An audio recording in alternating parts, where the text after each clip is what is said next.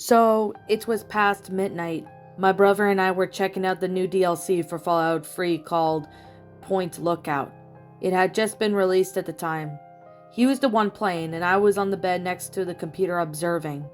If you are familiar with this DLC, you know there is a mission to which you are sent to retrieve a very special book for an old man living in one of the mansions on Point Lookout. The book was called Creepypasta, and later on, you find out that it supposedly has some kind of dark power and needs to be destroyed. You can either give it back to the man or destroy it by taking the book to Dunwich Building in the capital of Wasteland.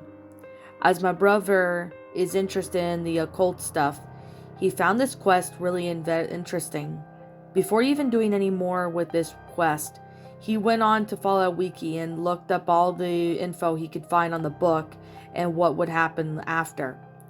I thought it was some stupid of him to get everything spoiled, but if he now found it such as interesting on his quest, but he said he had somehow felt some sort of greater importance to it. After shooting through the ritual site, killing all the swamp folk there, he decided to destroy the book, and which had forced him to go back to the capital of Wasteland, the original game world. At this point, he didn't have enough caps to buy another riverboat ticket, so he killed a panda, a trader in Point Lookout, at the docks, and took all of her caps.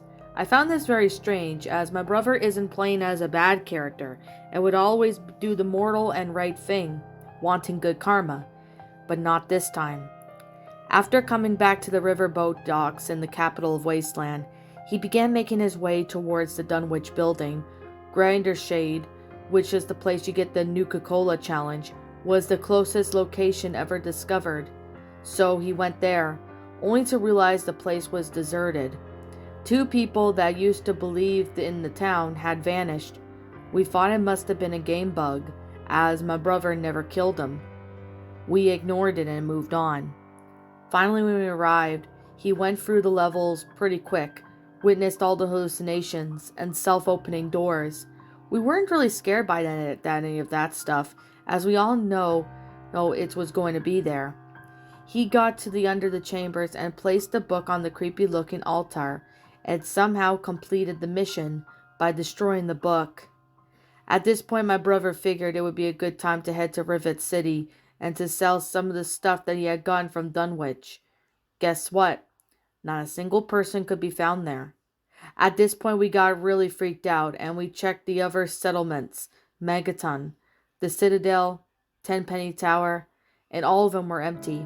We restarted the game and reloaded, but nothing happened. We figured we could go back to Point Lookout to see if there was anyone else left. The only person was Tobar, the guy who owns the boat. Wasn't around anymore either, so we couldn't buy a ticket.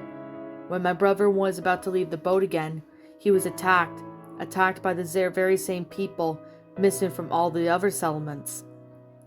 It must have been over 100 people just charging the boat, throwing grenades, shooting missiles, wanting my brother dead.